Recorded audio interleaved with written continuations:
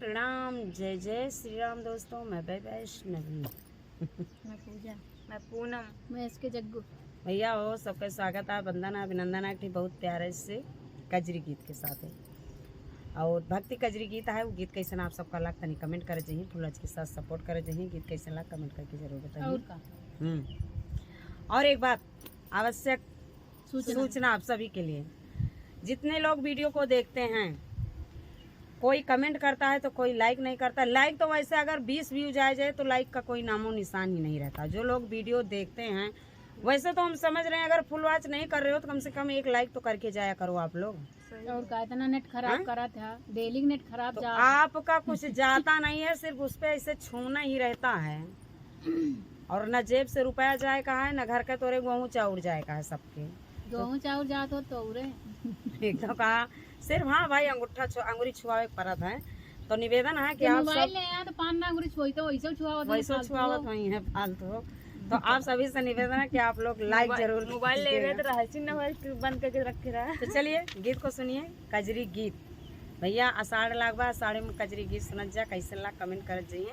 कहना है कि लक्ष्मणी कहाँ जाने की होई है, बन में बिकट अंधरियाना।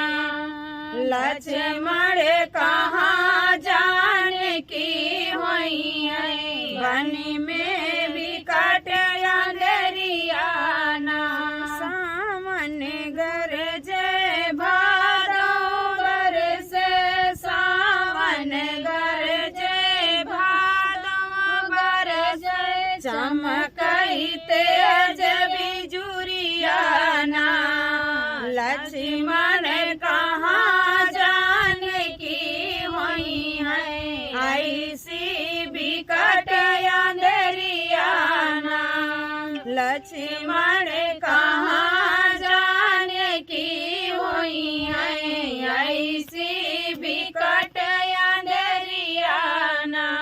जाऊँ नहीं सीतारती महालया टारी, जाऊँ नहीं सीतारती महालया टारी। वही सीता बन बन भटकैना।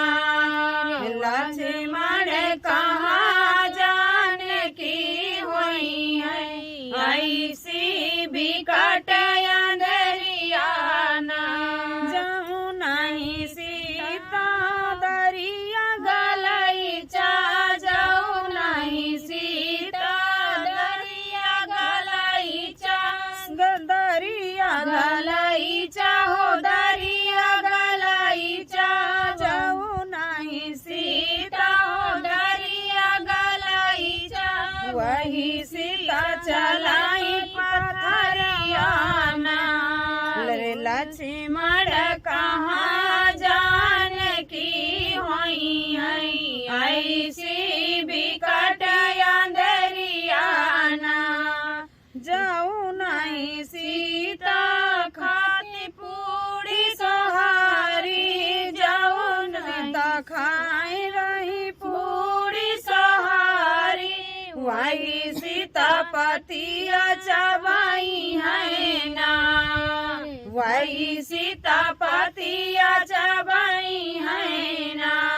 लक्ष्मण कहाँ जाने की होई है, ऐसी बिकट अंधरियाना।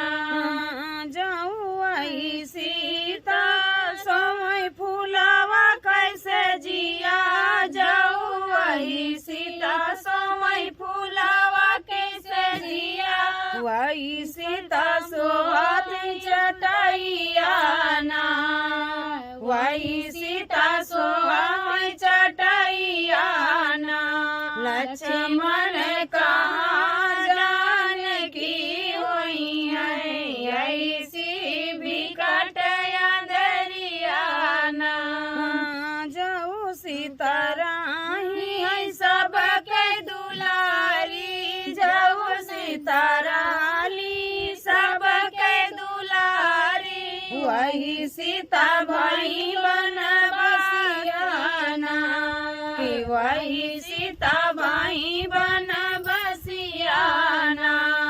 लक्ष्मण कहाँ जानकी होई है ऐसी बिकट अंधेरिया ना लक्ष्मण कहाँ